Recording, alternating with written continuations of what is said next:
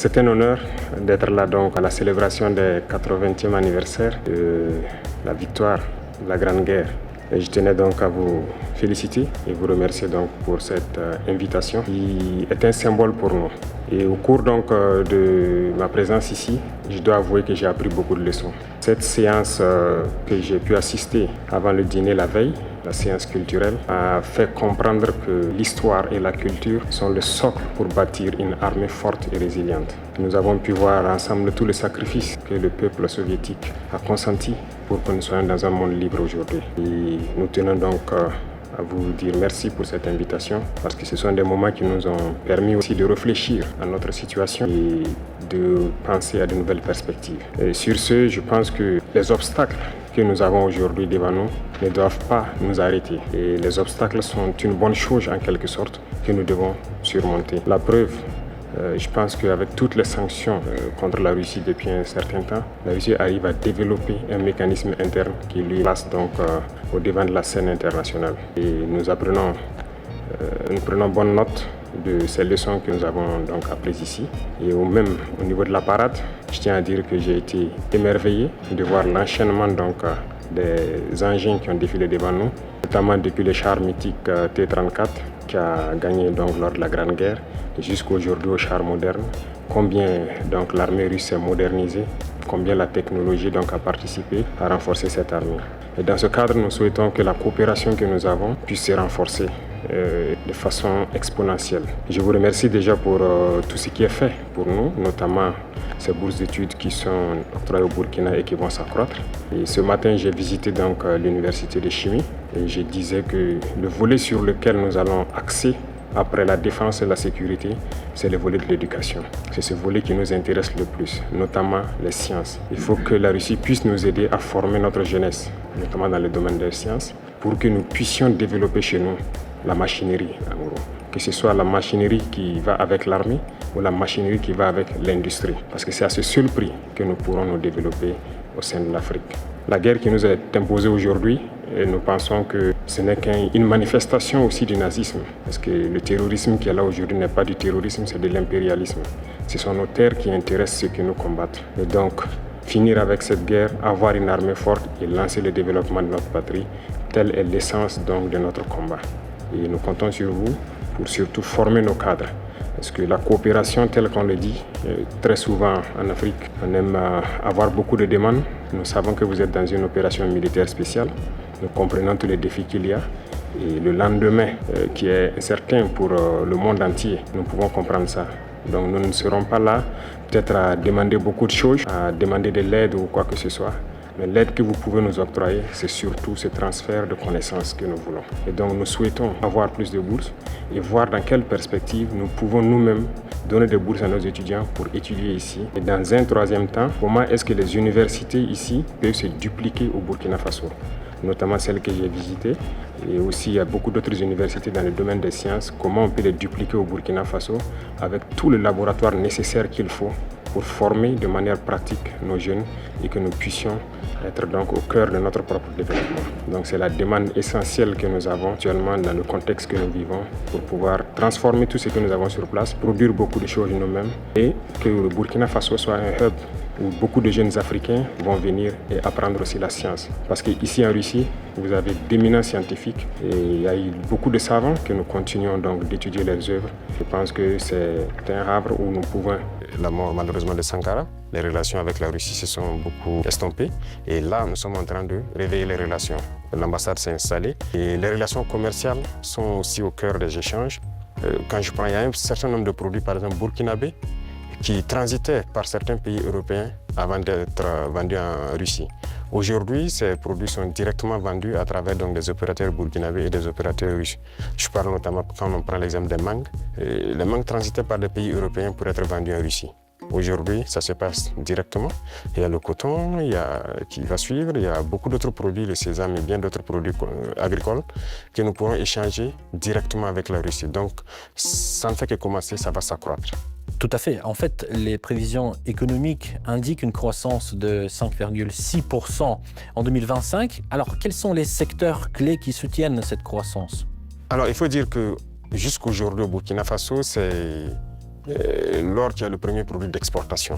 Mais nous avons lancé le moteur de l'agriculture pour d'abord l'autosuffisance, mais aussi pour le commerce extérieur, l'exportation.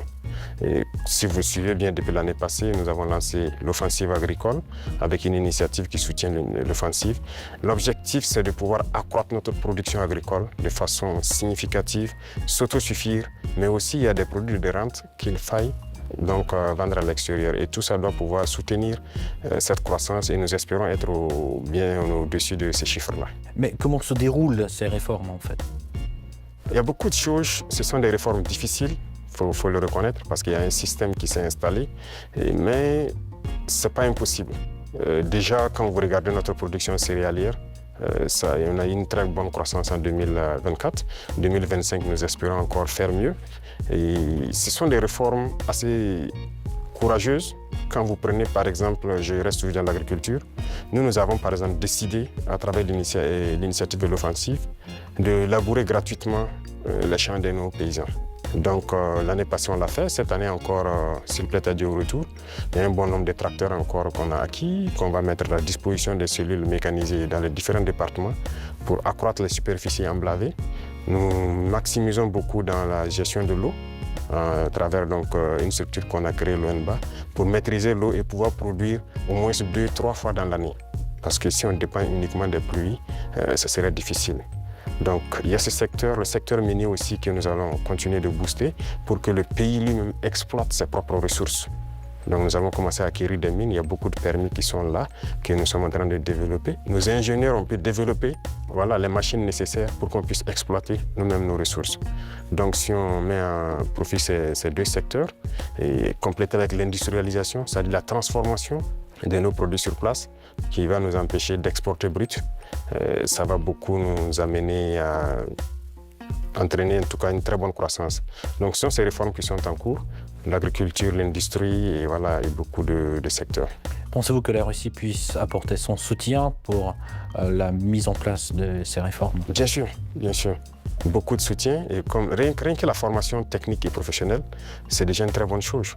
Si nous payons des industries, il faut bien des gens qui vont les entretenir et les faire marcher. Et la Russie nous aide dans ce volet, c'est pourquoi je dis que nous avons une très bonne coopération avec le ministère de l'Éducation.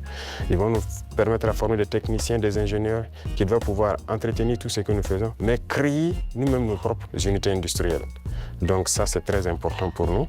Et dans le commerce aussi, comme je l'ai dit tout de suite, avec la Russie, ça se passe très bien. Et il n'y a pas de raison qu'on ne puisse pas approfondir tout ça. Parlons un tout petit peu de la sécurité. Quelle est la situation sécuritaire actuellement dans votre pays et d'ailleurs dans la région? Oui, dans la région, comme vous savez, la situation sécuritaire, en tout cas, nous essayons d'évoluer sur les champs de bataille. Ça, c'est la première des choses parce qu'il y a plusieurs facteurs qui rentrent en ligne de compte.